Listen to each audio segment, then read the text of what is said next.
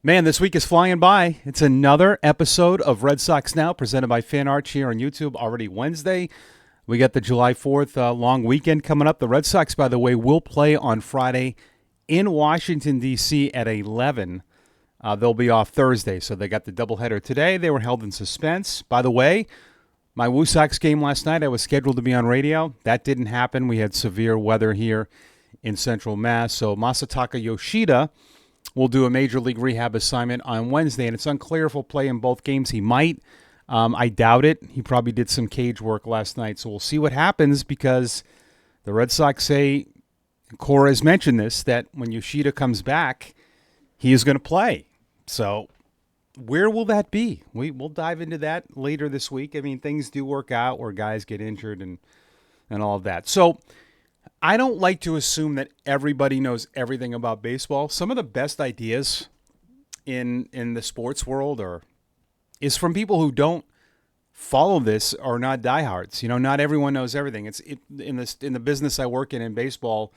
Sometimes we brainstorm for ideas, and the people who don't love it the most come up with the best. Because when you're obsessed with baseball, like me, sometimes, I don't know. You think you know everything, or you overstep things. But I don't like to assume that everyone knows all the rules.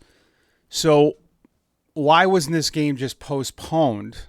Well, that's because the players, they've agreed they don't want to wipe out any stats. So the game was completed through 3 innings, and it will resume in the top of the 4th. Now, I've seen this before.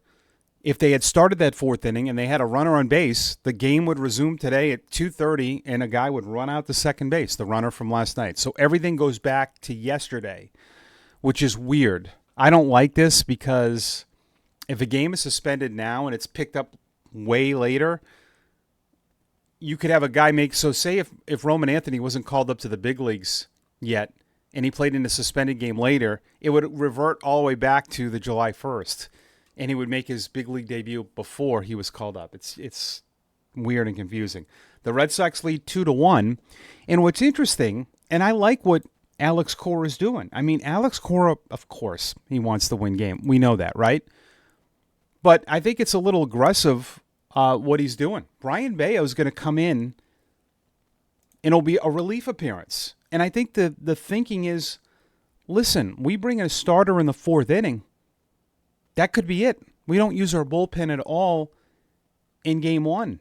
I like that strategy. Instead of going 6 innings with the bullpen, you have one guy that you could use, and you hope that he gets you through 6. You know, performance, we know that. But in reality, even if he goes 4, you have a chance to get out of this using just one reliever, and then you have a second game. I don't know what the plan is for the second game. It's TBA. Nick Martinez will pitch for the Reds, the scheduled starter. So Bayo was the scheduled starter for the second game, but he's going to come in relief, and I like that they're doing this. You win this first game, you win the series. And again, this is that 16-game stretch we've talked about right before the break. And, I do like that. Before we go any further, I could please ask you to subscribe, comment. The comments have been off the chart. The channel's growing. We're sailing towards 400 subscribers. Do we do a giveaway for 500 subscribers? I don't know. I have a prize closet back there. Maybe 1,000. Definitely 1,000. When we get to 1,000, we'll have to think of something. Make sure to follow me on my channels at the Radio Mike. You can follow me too on the comments, Mike Antonellis Media. That's me replying to you. That's my YouTube. And feel free to hop on that, where I do a lot of baseball content, video games, all kinds of other stuff. But again, I do like what Alex Cora is doing in this playing this. I mean, of course you play to win, but in the 4th inning, he's thinking, the way his bullpen has worked, they don't really have that true long guy. I love it. And then we'll see if they make a roster move to get somebody up to start the second game. Maybe Cooper Criswell gets. It's not a true doubleheader, so you can't add that extra guy, but we'll see if it happens. In this game, Roman Anthony is an RBI double, and looking, I mean, he was looking good, and he wasn't getting hits. Now the hits are falling. He's got a double. Duran's got a double in this game. And Carlos Narvaez, 278 for a rookie catcher. has an RBI in this game. Impressed with what he's doing. So Fitz will go 3 innings, give up 1 run. And then Brady Singer on the other side, 3 innings, 3 hits, struck out 4. And the RBI for Cincinnati, Matt McLain getting an RBI to score Benson in that game. So we'll see if anyone – I doubt there'll be any changes to the lineup. But, of course, the pitcher, Singer, will be out, and you got Bayo in. I like it. All right, Breslow, Craig Breslow. He's the man in charge. Hints at what the Sox might do soon. I got you the quote, too. I'll read it. Money alone isn't the only way to get players. Yes, we know that. But the flexibility does give us the ability to take on contracts and take on players, Breslow said. We intend to be aggressive in looking for upgrades. We also have a really deep farm system and the ability to trade from that system to help our big league club. Okay. So it looks like they're going to be aggressive. It looks like they're willing to take on money. So that makes you think, is there somebody out there that's a contract that someone doesn't want? I mean, everything's going to change in the upcoming weeks, right? I mean, there's still – the American League is so weird right now. There's only 6 teams over 500. The Red Sox are 2.5 out of a wild card. Everyone's pretty much in it except Baltimore, Oakland, and Chicago. I don't think Baltimore's trading with you. Maybe. And then over in the National League, will Atlanta be a seller? They're 7.5 out of a wild card. Miami's won 8 in a row. They're 7 back. But we'll see. And then everyone else is still in it. So you really have, about 8 teams that aren't in it. That's it. So here's something that I am okay with now that someone had brought up on the couple episodes ago about Walker Buehler.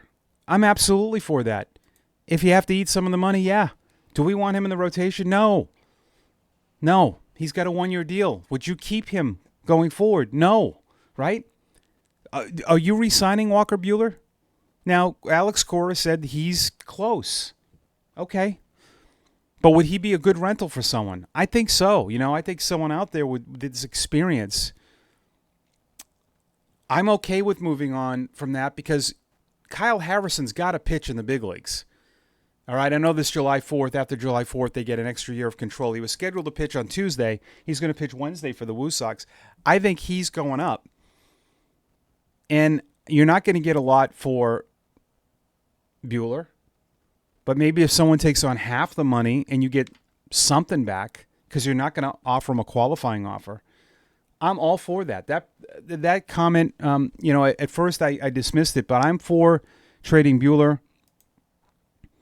And it doesn't look like Arizona's going to fall out of it. So we got to keep our eyes open and see, what's going to happen here. Ozuna keeps popping up as a name, and Josh Naylor. But Naylor's on a team that's winning right now. So the big contract guys. But I wouldn't mind that. I know there's been, there's a team option for 26 on Lucas Giolito, but he's pitched well. It all depends what you get and all depends where you're going to be. But I think Walker Buehler is a guy I would absolutely move off. And kudos to that comment. Let's get to those, by the way. From the Tuesday. That's how disc jockeys, disc jockeys, they always say Tuesday. They say it very weird. All right. Mark McCarthy, 78-87. Argument for Durant is simple. He's having what is a down season, but he leads the league in triples. When we put doubles, steals, runs, hits, and average them out, top 10 in those categories. He's been poor against lefties, but he only had 10 of his 83 extra base hits last year versus lefties. Yeah, and because you don't face as many. He can still have a great season if he heats up. I agree. He's statistically very similar to Bichette and Julio Rodriguez. He's in his prime, controllable, $8 million option for next season, which is a bargain. You're right. There's an argument for that. Yeah, I go back and forth. I guess it depends what you get. And, to support your argument, you don't really have a leadoff hitter. Roman Anthony's not really a leadoff hitter. Good points. You might be convincing me. I like Durant. I'm just thinking if there's a logjam long term, if they want Anthony to play, it's going to be Anthony, right? Anthony, Rafaela, and Abreu. At Randall_Paints. Great handle. They should lock up Bregman, keep him with the young guys. No way should they let him go. Yeah, I agree. At Fuddy23 said, why would he stay? Referring to Bregman. I responded, we can have good dialogue. We don't have to yell and scream at each other. I just sent him the quote, Fuddy. I just sent you that quote. He said, I expected to love playing here, and I've definitely loved playing here, Bregman said. It's a great place to play baseball. Being able to play for this organization is awesome. Scott Boras is saying, don't say those things now. He's going to resign. And that is our Wednesday episode of Red Sox Now. Thank you for watching. Thank you for helping grow the channel, guys and gals. Great comments. Thanks for subscribing as we're getting towards that 500 mark. We want to get to 1,000 by, I'd love to get to 1,000 by September 1st. Maybe we do it in August. That'd be awesome.